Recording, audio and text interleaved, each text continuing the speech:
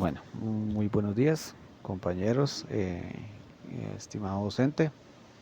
Mi nombre es Deimer Tegua Munar, estudiante de pregrado.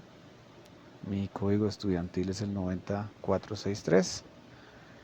Y en este momento les voy a hablar acerca del capítulo tercero del libro Vigilar y Castigar del señor Michel Foucault. Este capítulo se denomina el castigo generalizado. Bueno, ¿qué hace allí el señor Michel Foucault? Analiza de modo, digamos, detallado la transición que hubo en el siglo XVIII, en el caso específico de Francia, es, digamos, que el objeto de estudio que él hace, de cómo mutó este sistema penal, digamos, de los antiguos suplicios corporales, físicos y públicos que se hacían hacia una nueva forma de penalidad que era mucho más reglamentada y generalizada. ¿De qué parte, señor Michel Foucault? De la crisis de los suplicios.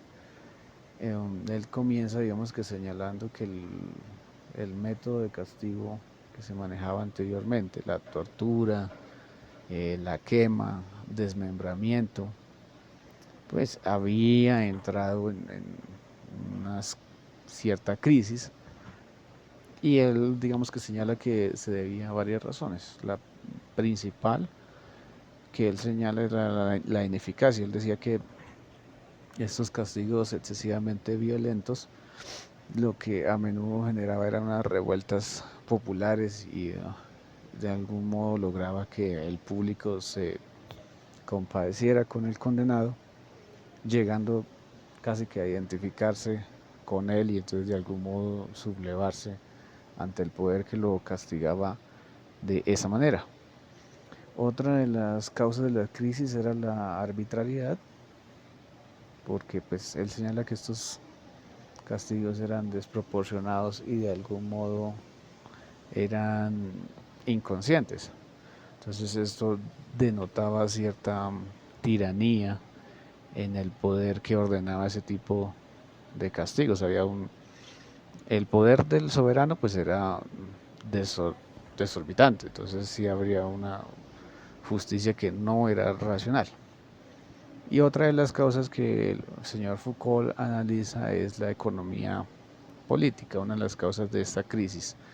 El señor pues, nos señala que el crimen debía necesariamente integrarse con la nueva economía del poder. Entonces la fuerza tenía que racionalizarse, era la teoría que él manejaba. Entonces él postulaba que esta fuerza que ostentaba el poder tenía que usarse de manera más productiva. Otro de los ejes de análisis que hace el señor Foucault es la nueva táctica de la pena. Él nos habla que pues el objetivo de esta reforma no era simplemente castigar, sino que había una necesidad de humanizar el castigo. Esto por benevolencia también, pero para establecer como se dijo anteriormente, una nueva economía del poder para castigar. Entonces él postulaba que ya el castigo no debía ser un espectáculo terrorífico, sino que pues tenía que ser un mecanismo útil para la representación, para modificar de algún modo la mente, la psiquis de los que recibían el castigo y de la sociedad que asistía o que podía evidenciar este nuevo modelo de castigo que se planeaba. ¿Cuáles son los principios que él postulaba en esta nueva táctica? El principio de la mínima reacción. Entonces que pues la pena debe ser lo suficientemente intensa para llegar a ser disuasiva, pero no debe ser tan alta, tan excesiva, que provoque de algún modo la compasión. Otra de las ideas que él nos aborda en este capítulo es el de de algún modo procurar que se castigue el alma y no el cuerpo.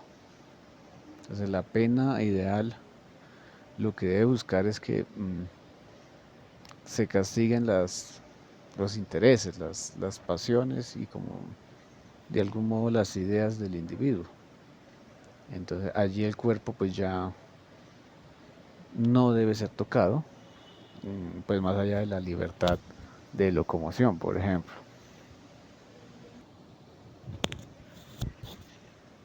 Otro de los ejes de análisis que el señor Foucault hace es cómo esta nueva forma de castigar muta, y él hace una disertación sobre el castigo como semiología. Él postula que la nueva penalidad que señalan los reformadores, como César Beccaria, por ejemplo, se basa en que la idea del castigo debe funcionar como un signo, como un ejemplo público. Él nos señala que el castigo pues sí debe tener una representación clara con el crimen que se cometió.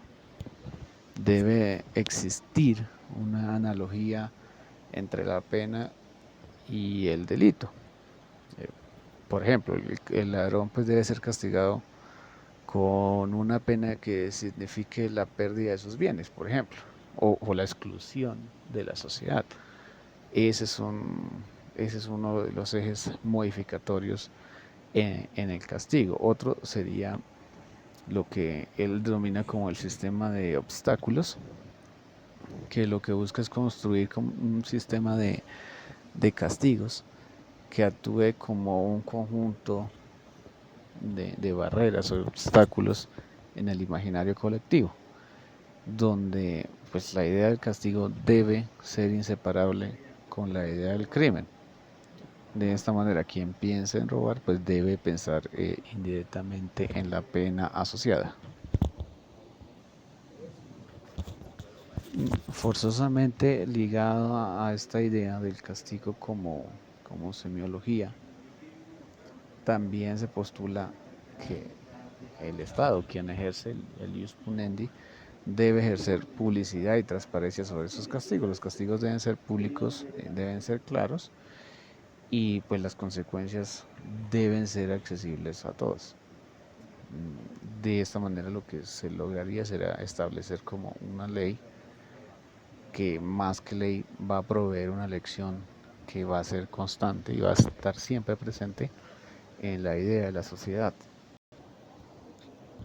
Otro de los ejes de análisis dentro de este mismo capítulo del castigo generalizado es, digamos, Foucault se ocupa de estudiar la función que debe tener el castigo. El castigo generalizado debe tener, desde su óptica de análisis, debe tener tres funciones principales. La primera tiene que ser la reglamentación general. Lo que nos indica es que se debe unificar y generalizar la práctica del castigo, la práctica punitiva. Bajo su análisis, así se garantiza que la ley se aplique del modo igualitario y que se ponga fin a los legalismos específicos imperantes en esta época, y pues que es innegable que aún se mantienen y que son específicos para ciertas clases, porque hay algunas otras clases sociales a las que no se aplica del mismo modo. Otro de los ejes de las funciones del castigo debe ser la prevención general.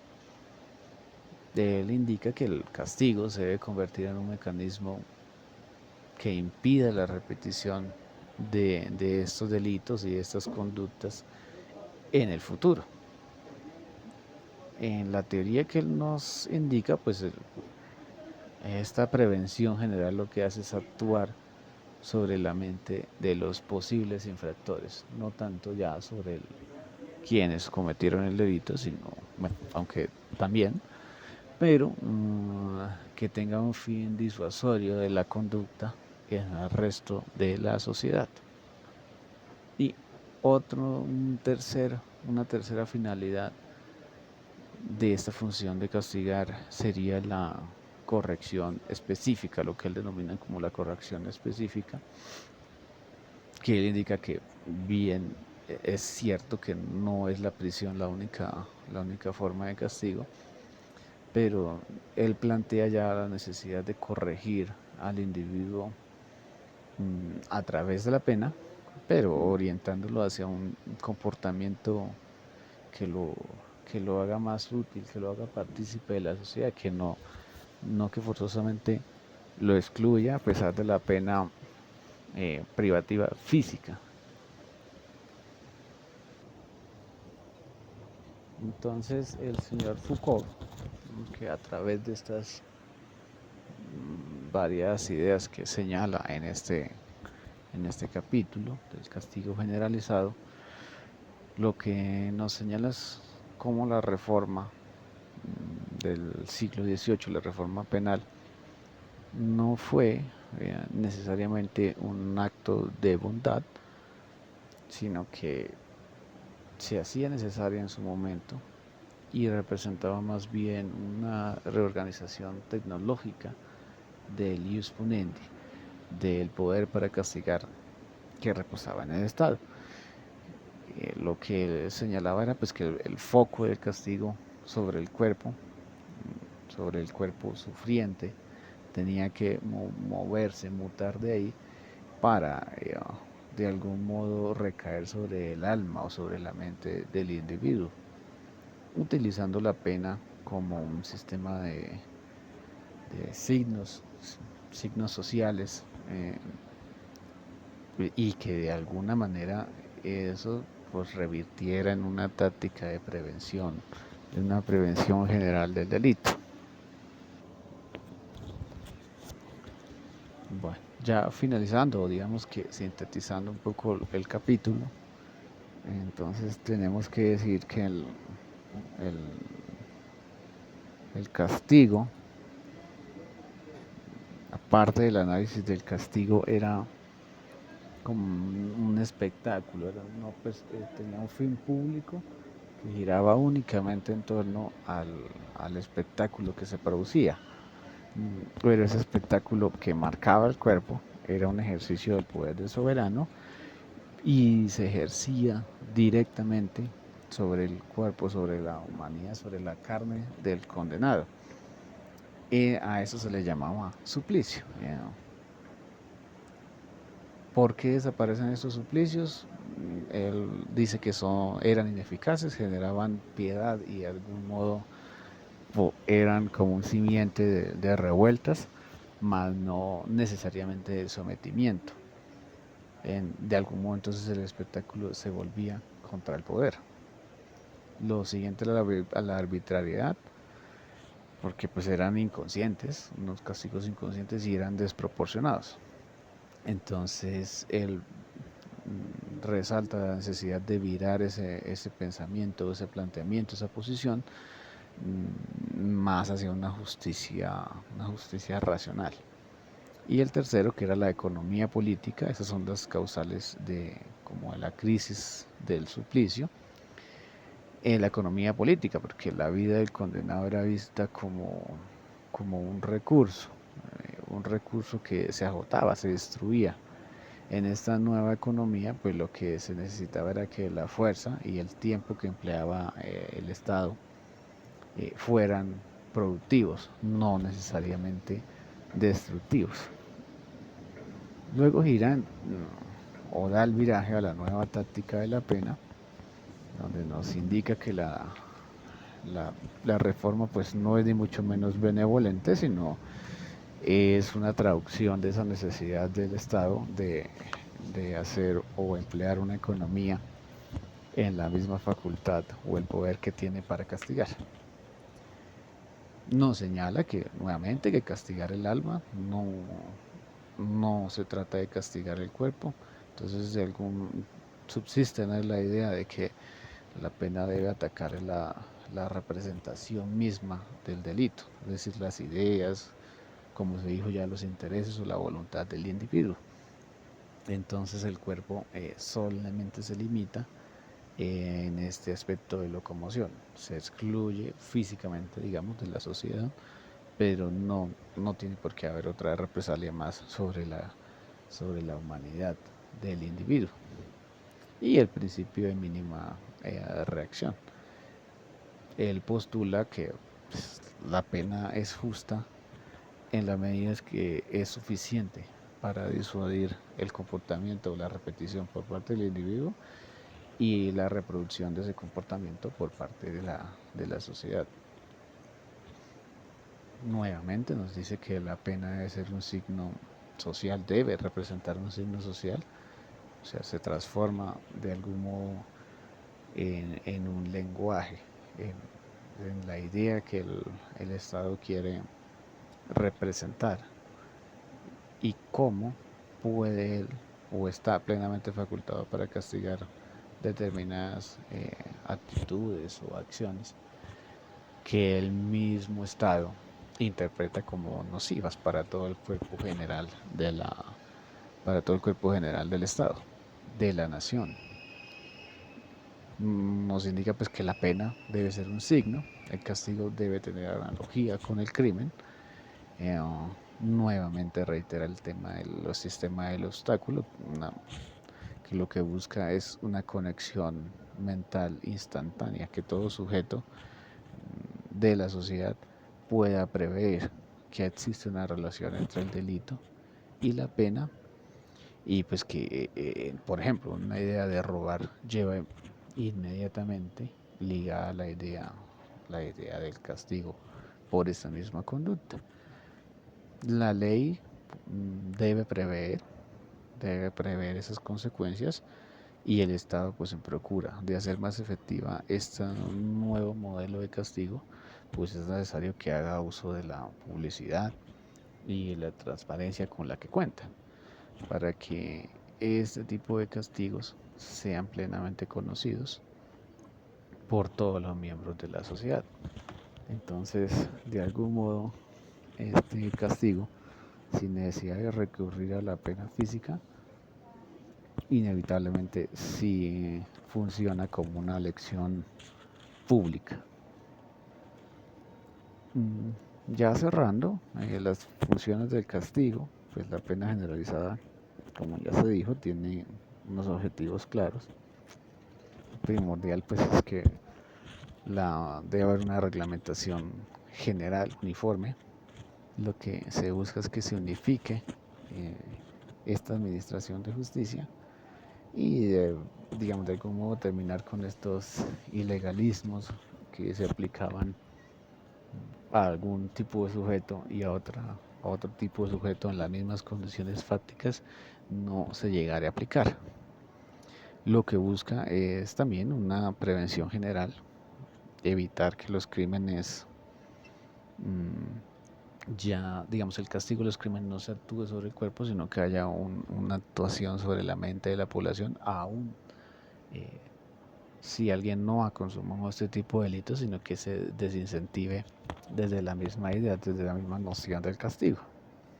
Y una corrección ya específica que pues evidentemente debe recaer sobre el sujeto que ya cometió este tipo de conductas, ya no tan físico el castigo, pero sí excluyéndolo de algún modo de la sociedad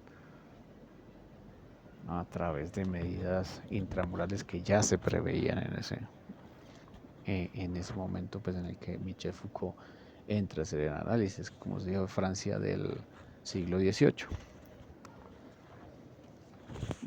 Como resumen, para sintetizar la idea del señor Foucault, sería válido decir que la reforma penal del siglo XVIII pues no representó en la tesis del señor Foucault una idea de retroceso en el castigo, sino que representó fue un avance técnico y tecnológico por parte del poder del ius puniendi que reposa en el Estado.